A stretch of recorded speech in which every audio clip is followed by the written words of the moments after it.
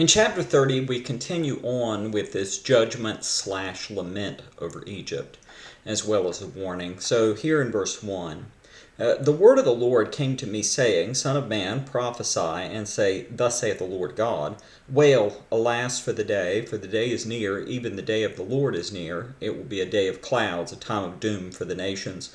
A sword will come upon Egypt, and anguish will be in Ethiopia, when the slain fall in Egypt, and they take away her wealth, and the foundations are torn down. And we should note here that oftentimes the day of the Lord is the eschatological day, that day of Christ's return.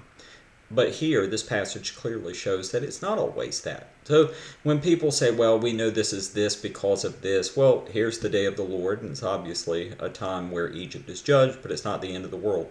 So, yeah, theological point. Okay, a sword will come upon Egypt, and the anguish will be in Ethiopia. When the slain fall in Egypt, they will take away her wealth, and the foundations are torn down. Ethiopia put lewd all Arabia, Libya, and all the people of the land that is in league will fall by them by the sword. Thus saith the Lord, Indeed, those who support Egypt will fall, and the pride of her power will come down from Migdol to Sion. They will fall with her by the sword, declares the Lord. They will be desolate in the midst of desolated lands, and her cities will be in the midst of devastated cities. And they will know that I am the Lord when I set fire in Egypt, and all her helpers are broken. On that day messengers will go forth from me in ships to frighten secure Ethiopia, and anguish will be on them as in the day of Egypt. For behold, it comes. Thus saith the Lord God, I will also make hordes of Egypt cease. By the hand of Nebuchadnezzar, king of Babylon, he and his people with him, the most ruthless of the nations, will be brought in to destroy the land, and they will draw their swords against Egypt and fill the land with the slain.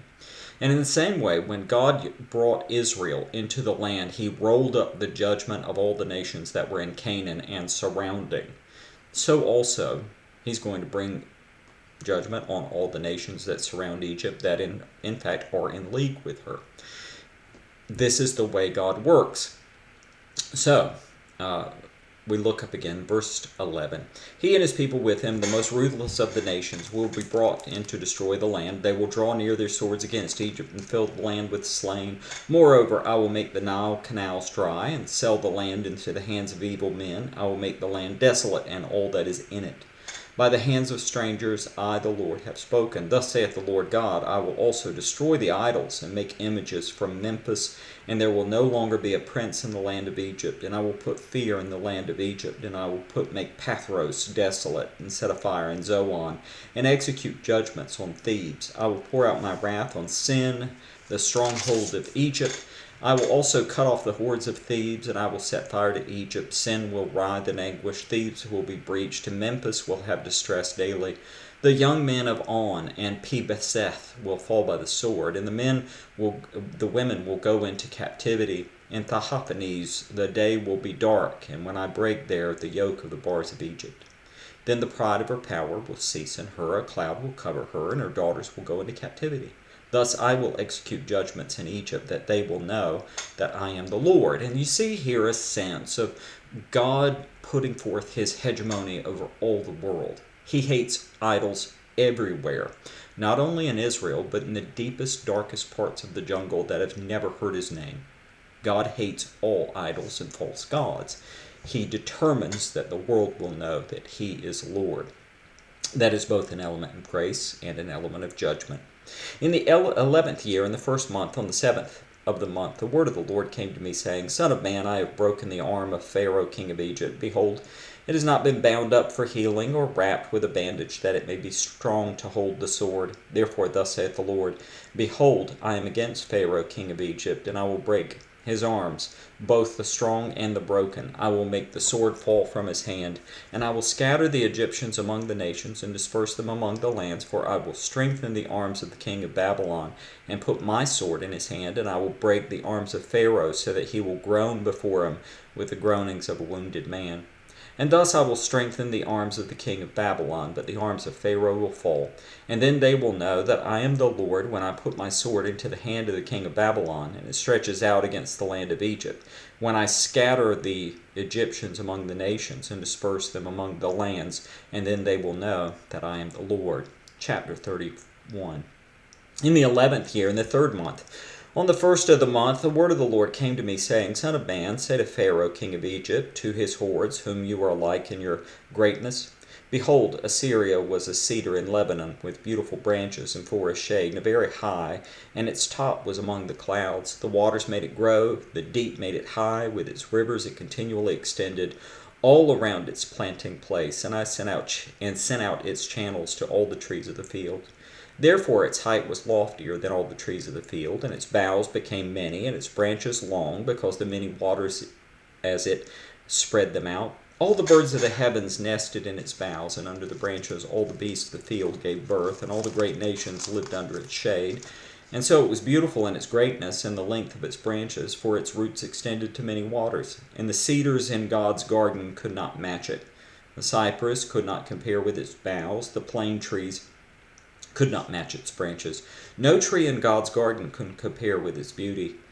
I made it beautiful with the multitude of its branches, and all the trees of Eden, which are in the garden of God, were jealous of it. Notice here, God says, yeah, I have my plantings, and they couldn't match Egypt, but let's also be clear. I was what made that place beautiful.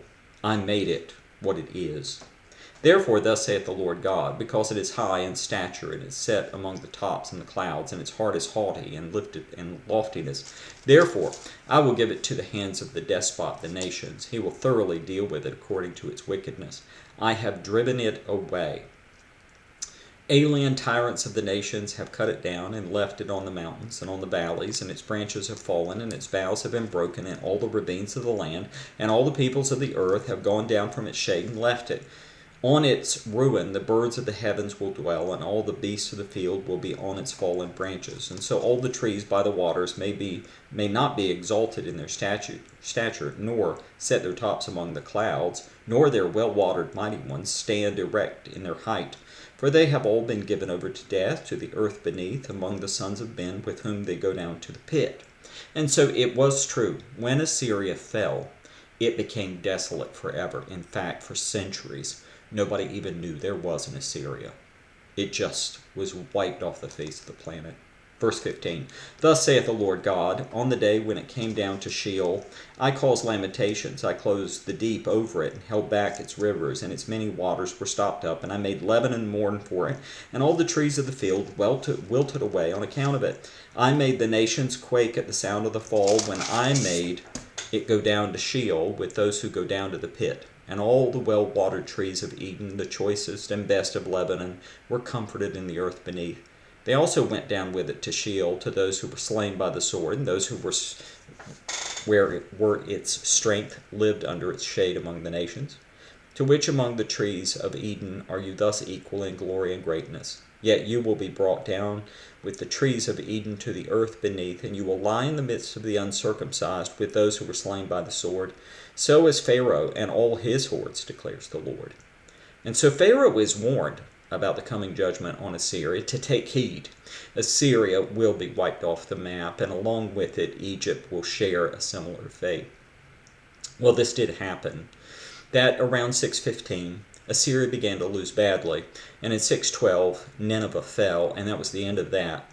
And Nebuchadnezzar continued to march over the earth, and following 600, we saw the fall of Judah, we saw the fall of the surrounding nations, we saw the fall of Egypt and all of its allies, and the world was remade within a few decades. And wouldn't you know it, just like that, Babylon also fell and was replaced by the Persians. See, this is the long course of nations. And we ought to get used to that. We also ought to live as if that's the truth, because we are people, well, our nationhood's in heaven.